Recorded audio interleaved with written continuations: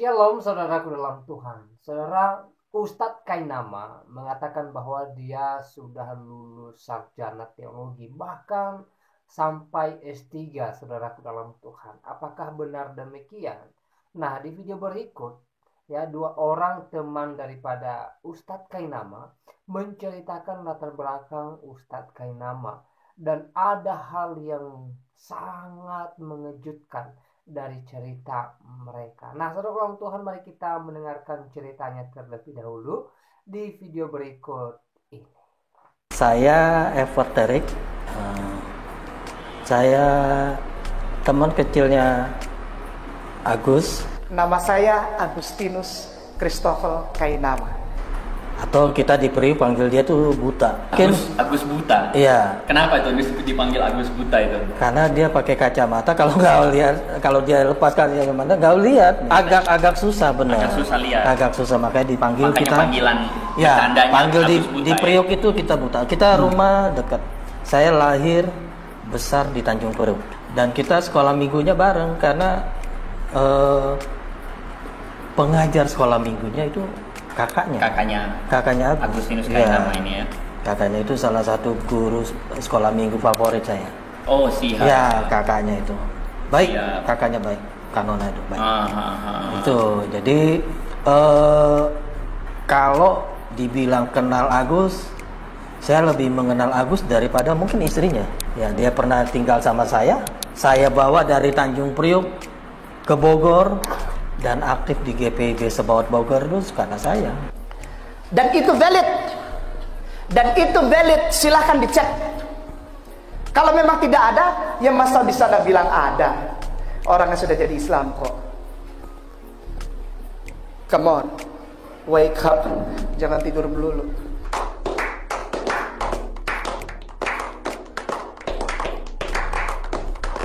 Nama saya Victor Lulu.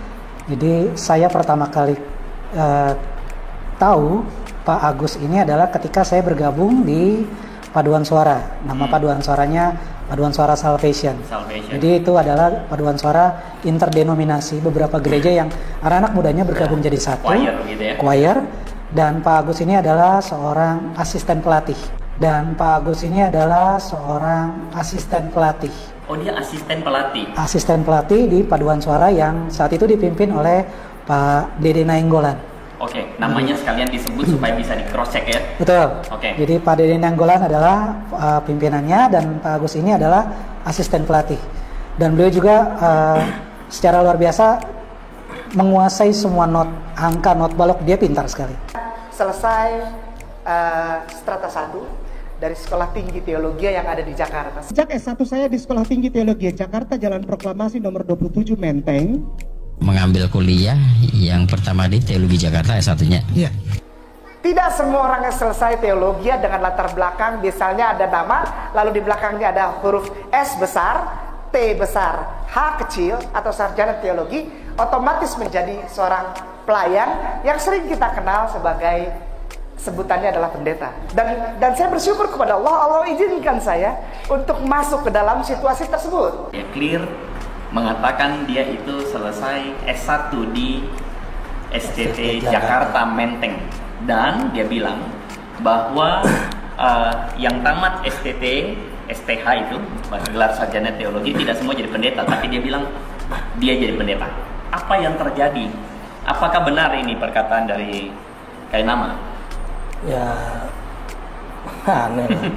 Saya tahu banget dia gitu. Jadi tahun-tahun segitu dia bilang sudah menamatkan sekolah. Ya saya tahu banget lah, maksudnya GPIB Sebaot Bogor itu gereja besar. Ya. Yang masuk melayani di GPIB Sebaot itu rata-rata untuk pendeta yang boleh dibilang itu senior yang untuk menuju emeritus, artinya untuk pensiun ya. Itu silakan. Nanti gini, kalau memang pernah melayani sebagai pendeta itu ya kita katakan namanya kita KMJ, Ketua Majelis Jemaat. Ya. Ada urutan dari pertama pendeta atau KNJ yang ada di Zebot Bogor. Nanti bukunya saya lagi cari. Ini mendadak aja. Itu ada datanya. Nanti bisa kasih ya. Silakan saya kasih. Silakan untuk nanti teman-teman bisa baca. Kalau ada namanya Agus Kainama, silakan rumah saya diambil. Ya, rumah saya diambil, mobil saya boleh diambil. Kalau ada nama pendeta ditulis di situ ada namanya Agustinus Kainama, rumah saya, mobil saya, mangga, free. Itu.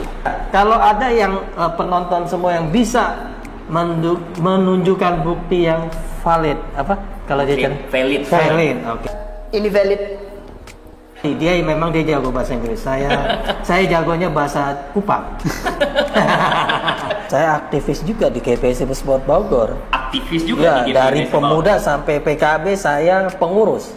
Bagaimana mungkin tidak tahu dia jadi pendeta di situ? Ya. Bagaimana mungkin juga tidak tahu, bahkan kalaupun bukan pendeta dia disekolahkan GPB, bagaimana mungkin tidak tahu? Nggak mungkin lah. Oke. Artinya GPB mengirim dia sebagai sekolah pendeta.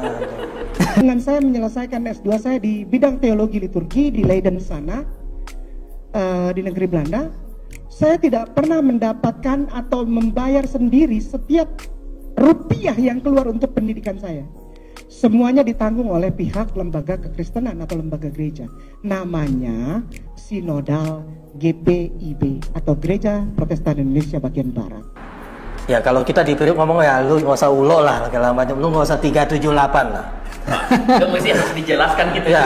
Paham ini. Ya artinya teman-teman ya pindah nggak apa-apa lah, itu ngasih. Tetapi jangan melakukan satu kebohongan. Artinya merugikan orang lain. Kalau mau ngarang janganlah jadi pendeta di GPB Sebaut Bogor. Gila, ini kita nih masih hidup, puji Tuhan. Masih hidup dan tahu. bisa puluhan bahkan ratusan kali ya. Bisa kita datangin kita klarifikasi podcast bersama. Face to face aja. Face to face. Iya. Gitu. Bagaimanapun dia adalah teman saya juga. Iya. Ya.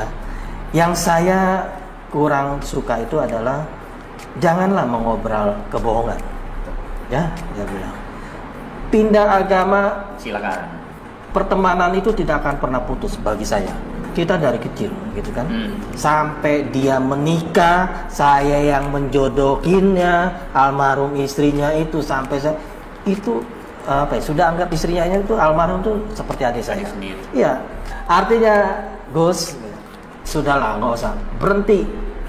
S1 lu, S2 lu di sini, S3 udahlah, bro. Sudahlah. Nggak usah lah. Artinya berbicaralah, lu pindah. Itu mari lu siarkan agama Islam dengan segala macam kebaikan-kebaikan. Nggak usah membahas tentang tentang agama Kristen. Saya menerima keberkahan. Ada program yang memberangkatkan calon pelayan, calon pendeta ke satu tempat yang tidak jauh dari sini untuk belajar Bible di mana Bible itu ditulis. Nama kotanya Haifa, dan ini dibayari, bukan gratis. Ini ada yang bayar, ada yang sponsor. Selesai di sana pulang. Nah ini susunannya. Selesai dari sana pertama, dari Haifa pertama, saya pulang ke Indonesia, lalu saya ditahbiskan. Diangkat, disahkan untuk menjadi pelayan di rumah Tuhan. Dan itu valid. Silahkan dicek. Kalau memang tidak ada, ya masa di sana bilang ada. Orangnya sudah jadi Islam kok. Itu kamu ciri-ciri. Ciri-ciri. Ini valid. Jadi dalam berkas yang lain, kita kalau cross check dia mengatakan bahwa dia itu kembali dari Haifa, ditabiskan sekitar tahun 2005, begitu ya. Tahun 2004, Pak Victor ini adalah teman paduan suara dari Agustinus Kainama. Ya. Pak Victor, tanggapannya?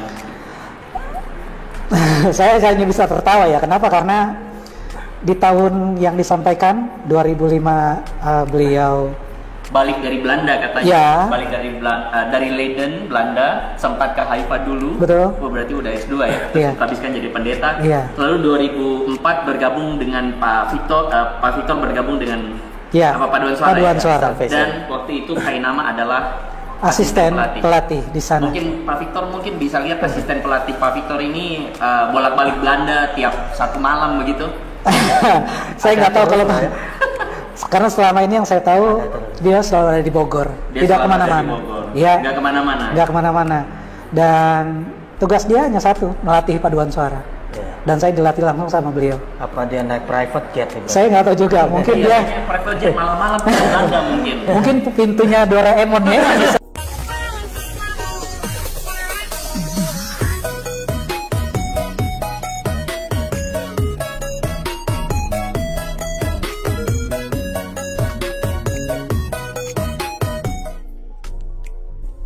Mungkin pintunya Doraemon ya, bisa interdimensi mungkin ya, saya nggak tahu, tapi setahu saya selalu ada di Bogor.